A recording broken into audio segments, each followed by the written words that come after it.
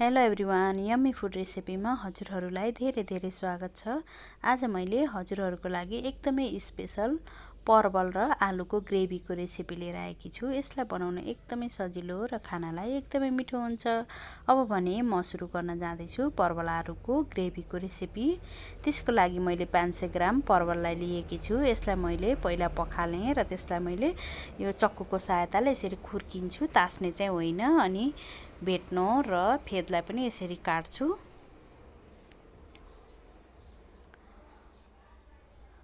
अब भने मैले सबै परवललाई खुर्केर सकिसकेकी छु, भेट्नोहरू पनि काटेर सकाइसकेँ।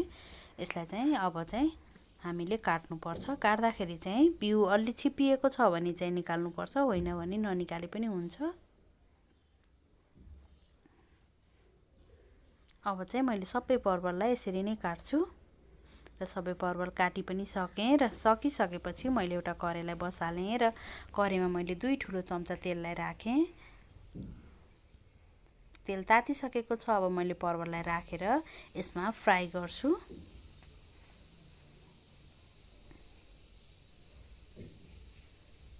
यसरी हामीले 7-8 मिनेट जति मिडियम टु हाई हिटमा यसरी चलाएर चलाउँदै भुट्दै गर्नुपर्छ। र यसरी चलाउँदै भुट्दै गरेर यसलाई चाहिँ हामीले खैरो खैरो हुन्जेलसम्म फ्राई गर्छौँ। यसरी हामीले परवलको तरकारी बनाउँदा चाहिँ एकदमै मिठो हुन्छ। हेर्नुहोस् त, हाम्रो परवल पनि फ्राई भएर रेडी भइसक्यो। मैले एउटा प्लेटमा सबै परवललाई निकाल्छु।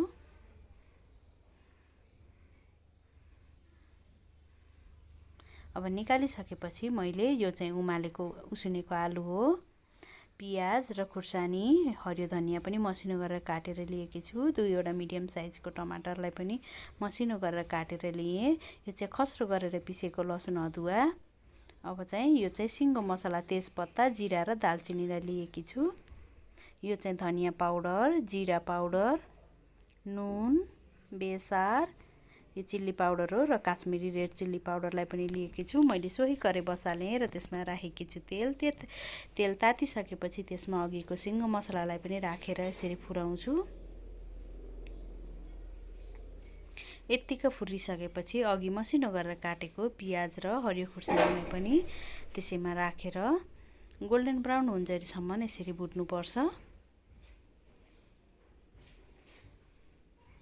र मैले गोल्डन ब्राउन हुन्जेलसम्म भुटेँ र भुटिसकेपछि अब भने मैले अघि पिसेर राखेको अदुवा र लसुनको पेस्टलाई पनि राखेँ। यसलाई पनि मैले 2-3 मिनेट जति भुट्छु। र यत्तिका भुटिसकेपछि अब भने मैले यसमा राख्छु अघि मसिनो गरेर काटेको टमाटर। र टमाटरलाई पनि एकछिन यसरी नै भुट्छु। अब यत्तिका भुटिसकेपछि अब भने यसमा मैले राख्छु केही मसलाहरू। त्यसको लागि बेसार, स्वादअनुसार नुनलाई राखेँ, धनिया पाउडर हो, जिरा पाउडर, चिल्ली पाउडर, यो चाहिँ खस्रो गरेर पिसेको हो, घरमै पिसेको पाउडर हो। यो चाहिँ काश्मिरी रेड चिल्ली पाउडर। यसले चाहिँ पिरो भन्दा पनि हाम्रो यो तरकारीलाई चाहिँ कलरको काम गर्छ। र यसलाई पनि मैले 2-3 मिनेट जति यसरी चलाएर भुट्छु। यसलाई चाहिँ हामीले लो हिटमा भुट्नुपर्छ, नभए हाम्रो मसलाहरू डढ्छ। अब मैले यसलाई केही मिनेटको लागि चाहिँ छोपेर पनि पकाउँछु, एकदमै लो हिटमा। 2-3 मिनेट भइसकेको छ। हाम्रो यो मसला पनि लगभग पाकिसकेको छ।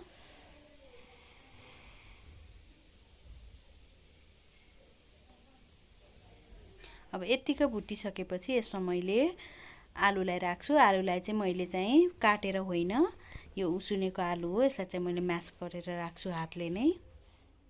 यसरी राख्दाखेरि चाहिँ हाम्रो यो ग्रेभी एकदमै बाक्लो, एकदमै मिठो हुन्छ।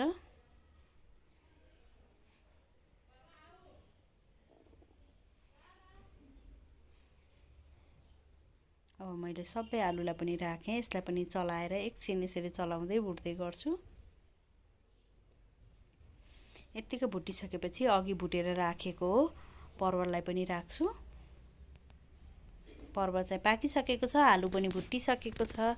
हामीले चाहिँ एकदम धेरै बेर अब पकाउनु पर्दैन, एकछिन यसरी नै चलाउँदै भुट्दै गरे हुन्छ। हामीले यो आलु र पर्वरलाई यत्तिकै खान पनि मिल्छ, एकदमै मिठो हुन्छ र हामीले यसमा ग्रेभी बनाएर पनि खान सकिन्छ। मैले चाहिँ यसमा ग्रेभी बनाएर खान्छु, एकदमै मिठो हुन्छ। अब चाहिँ मैले यसमा 1 गिलासभन्दा बढी पानी राखेकी छु।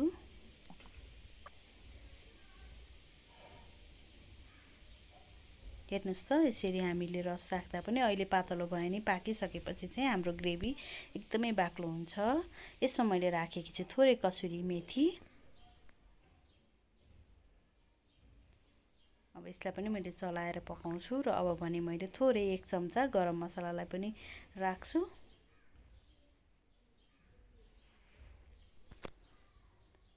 अब हामीले चाहिँ 2-3 मिनट जति चाहिँ राम्रोसँग उम्लिनको लागि छोड्नुपर्छ। अब भने हाम्रो यो पर्पर आलुको ग्रेभी सब्जी रेडी पनि भइसकेको छ। हेर्नुहोस् त, हेर्दै खाउँ खाउँ लाग्ने भएको छ। यस्तै पुरा भिडियो हेरेर कस्तो लाग्छ लाइक, कमेन्ट र सेयर पनि गरिदिनु होला है। र यस्तै नयाँ नयाँ भिडियोहरू हेर्नको लागि हाम्रो च्यानललाई सब्स्क्राइब पनि गरिदिनु होला। अब भने यत्तिका पाकिसकेपछि मैले चाहिँ हरियो धनियाँले गार्निसिङ पनि गर्छु। अब चाहिँ हाम्रो पर्वर आलुको ग्रेभी रेडी भइसकेको छ। हजुरहरूले पनि यस्तै गरेर बनाएर खानुहोला है त।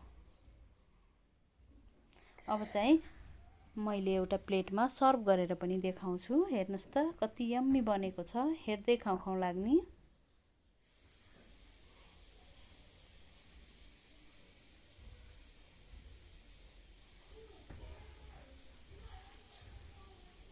अब चाहिँ फेरि भेटौँला। बाई, सी यु नेक्स्ट भिडियोमा। वाह, कति राम्रो।